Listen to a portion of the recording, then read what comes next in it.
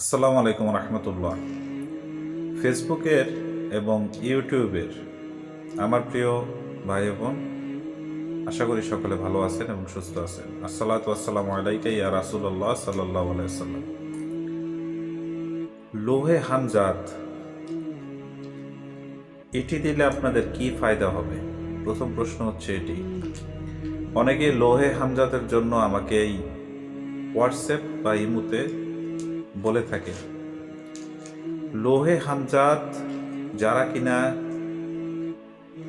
জিন্নাতের আমল করেন এবং যাদের উপরে সবসময় জাদুর প্রভাব থাকে কিংবা রুহানি শক্তির আমল করেন, সেক্ষেত্রে আপনার কাছে যদি লোহে হামজাত থাকে, সেক্ষেত্রে আল্লাহ পাকের ইচ্ছায় সকল কাজে সাকসেস হবেন এবং জাদুটোনা আপনাকে টাচ করতে পারবে না।